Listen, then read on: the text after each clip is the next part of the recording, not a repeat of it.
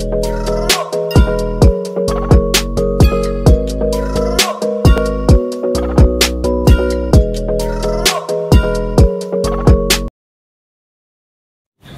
warahmatullahi wabarakatuh. Ketemu lagi dengan Asda Channel, channelnya Islam yang terbaik, channel Tauhid.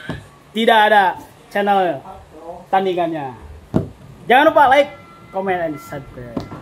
Oke, Iwan Bidullah. Pada hari-hari ini kita banyak dihebohkan dengan para netizen RP, terutama yang dipelihara oleh para oligarki teh naon euy cenah apa kewe diterangkeun lah kurang cenah apa yang dimana setiap akhir tahun terutama masuk bulan Desember yang akan menjelang hari perayaan Natal umat Kristiani, banyak orang-orang yang selalu membentur-benturkan, terutama mereka mengaku bahwa dirinya itu sebagai umat muslim dengan KTP-nya. Padahal orang-orang Nasrani sendiri tidak mempermasalahkan ketika ada orang-orang mukmin tidak memberikan selamat pun tidak masalah. Tapi kenapa ini yang notabene sebagai dia KTP Islam selalu membentur-benturkan umat Islam dengan umat Islam yang lain?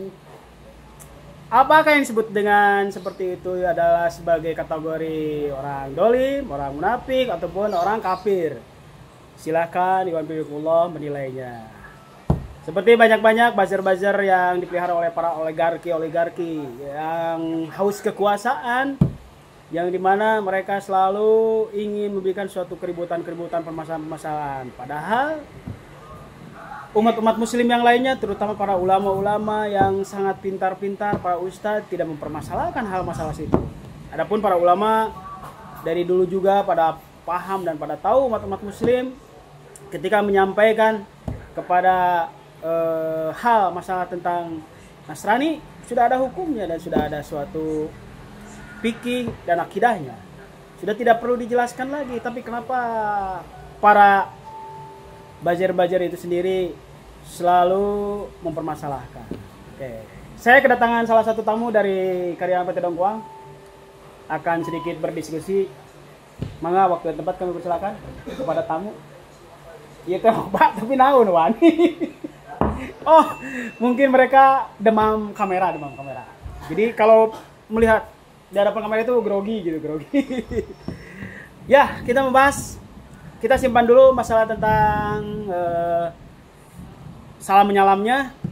Tapi tetap bahwa di dalam Islam itu sudah baku tentang suatu aturan tentang akidah, bahwa yang disebut dengan akidah itu suatu kekuatan, terutama akidah tauhid, tidak bisa diganggu gugat, tidak bisa digoyang-goyang sedikit pun.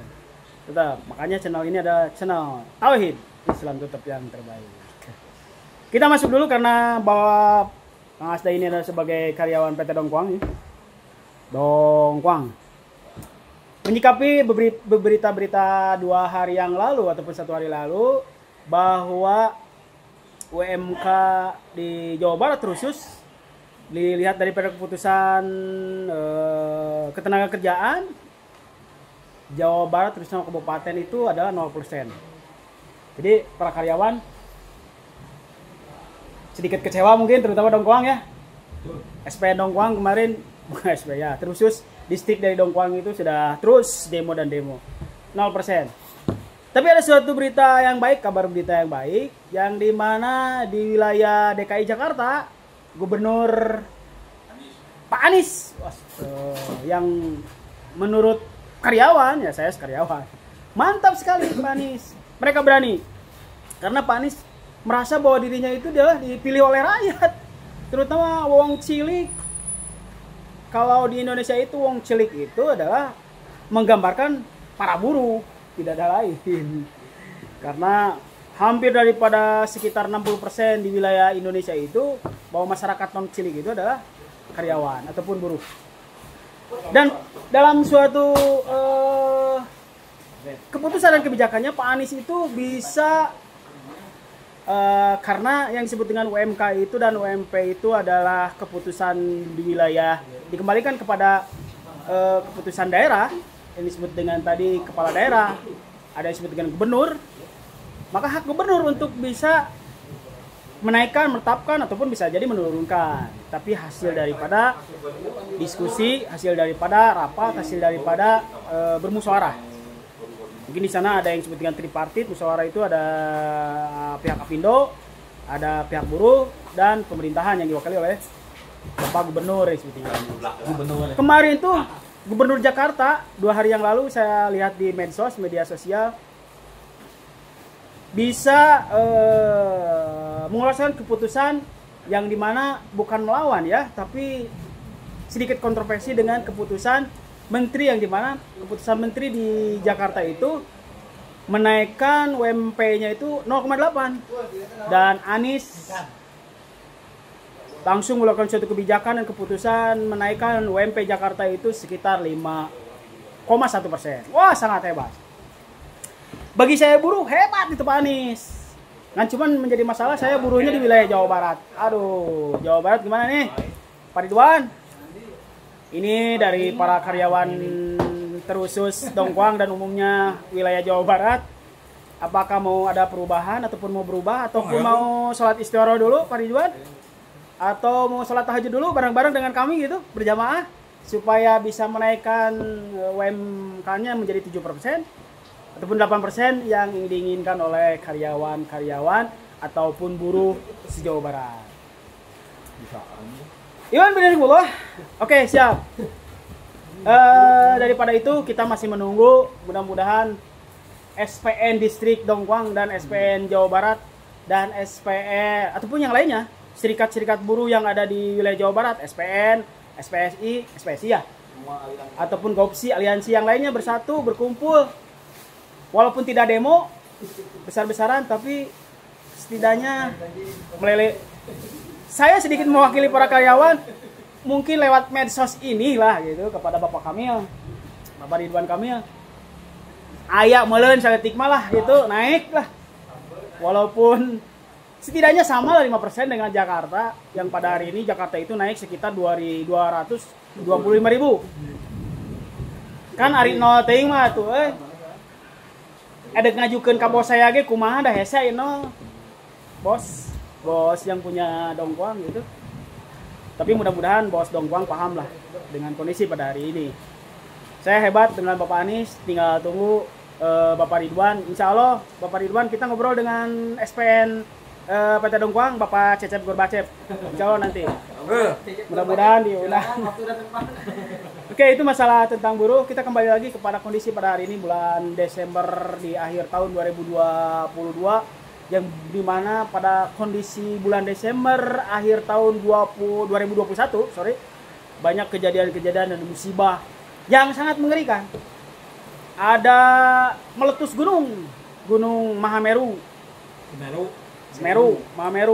Terus banjir bandang di Garut sampai menghabiskan banyak korban. Di Rancaekek angin puting beliung, gempa di Purwakarta. Di akhir bulan ini ada apa dengan kondisi alam? Apakah sudah tidak mau bersahabat dengan kita gitu? Gara-gara kitanya itu yang selalu membuat keonaran di muka bumi. Dengan lisan saja mungkin bahaya. Lidahmu tidak bertulang, tapi harimaumu adalah lidahmu. Bahaya. Seperti si Abu-Abu dan Mang Ade itu yang saya lihat di media sosial. Aduh, punten Mang Abu. Kalau bisa mah, mungkin kamu Mang Abu sebagai muslim lah, saya juga tahu karena di kontennya itu membawa Al-Quran gitu ya. Jangan sampai membentur-benturkan umat Islam dengan agama lain. Kami ini sudah rukun. Kami paham bahwa di dalam Al-Quran kalian, kata Allah, janganlah mengganggu agama mereka, janganlah kalian mengganggu Tuhan-Tuhan mereka, tempat ibadah mereka. Kami paham. Insya Allah kita saling menjaga dalam suatu toleransi. Tapi kalau kamu, saya juga tidak tahu apa sih label kamu yang sesungguhnya gitu. Kalau tadi ya, kalau di dalam Al-Quran ataupun zaman Rasulullah Nabi Muhammad SAW itu, apakah kategori orang seperti itu? Apakah sebagai orang munafik, orang doli, orang kafir? Ya, tinggal dikembalikan. Kenapa seperti itu? Karena membentur-benturkan. Padahal kami sebagai mukmin itu tidak mempermasalahkan. pada hari ini, ya silakan saja mau mengadakan suatu Natal, silakan saja mau mengadakan suatu acara-acara ataupun apa hari-hari yang lain, silakan saja. Tidak ada suatu kebencian dalam diri kami yang disebut dengan amalukum, amalun amalukum. Al-Quran itu sudah dijelaskan kami, ya Bapak Abu, Mang Abu yang selalu dibikin, padahal kamu itu ke kamari, genep bulan kamari teh, gitunya, ting kemana, diuji ku Allah, sigana mah, ai bijil-bijil, ayeuna bijilnya si Mang Abu dah udah, sok salah. Ayeuna si Abu Jana. Abu Jana kayak kapal saya itu, siap. Oke, entah siapalah dia, sampai-sampai mengungkit-ungkit tentang yang memperkosa 12 orang guru pengajian itu teh, guru sekolah IT gitu. Katanya bukan masalah tentang pakaian ketika seseorang itu diperkosa, tapi karena otaknya yang harus diperbaikinya. Eta bener, omongan bener, betul. Otak kita itu harus diperbaiki, tapi kamu kenapa harus mengungkiti masalah pakaian? Islam itu sudah dijelas bahwa pakaian itu telah diatur oleh Islam. Islam itu loh telah mengatur pakaian, bagaimana seorang wanita itu menggunakan pakaian. Adapun suatu kejadian yang mungkin itu karena suatu ujian atau bukan ya disebutnya ujian, dan bagaimana cobaan ataupun bisa jadi itu adalah godaan setan yang sangat terkutuk. Nah, oke. Yang menjadikan suatu pertanyaan dari saya terkhusus, kenapa kalian itu ataupun mana gitu ngungkit masalah itu teh, apakah benci gitu terhadap Islam sejati gitu ataupun sangat dibentur-benturkan. Oh hewan Allah, makanya Allah turunkan suatu musibah, Allah turunkan suatu azab, Allah turunkan suatu cobaan dikarenakan oleh ulah-ulah manusia sendiri. Ya, jadi catatan terutama di negeri Republik Indonesia ini sekarang banyak ujian. Yang pertama dengan bencananya, yang kedua dengan UMP dan UMKM, UMPR, ejeng UMP, ejeng UMK. Kalau di Jakarta emang tidak ada UMK, kabupaten tidak ada, UMP saja kalau di Jakarta. Tapi Jawa Barat ada yang disebut dengan UMK. Oke, padahal yang saya tahu Mahkamah Konstitusi tentang Omnibus Law itu sudah katanya sudah tidak inkonstitusional. Jadi hari kita mangus kita dukung yang disebutkan PT 0%. Sementara cukup sekian dari Kang Asda. Mudah-mudahan banyak perbaikan, terutama bagi karyawan PT Dongkuang yang pada hari ini lagi istirahat. Jam 12:30 sudah makan siang, dan di Kabupaten Bandung, terutama di Kecamatan Ketapang, diguyur hujan yang sangat indah sekali. Aduh, nikmat. Wayaknya bari nunutan, bari ngabako, bari ngopi. Jangan lupa kopinya kopi Ababil, mantap sambil ngabako. Oke, Iwan Bidullah. Tetap jangan lupa like, subscribe, and share. Tetap Islam yang terbaik. Wassalamualaikum warahmatullahi wabarakatuh.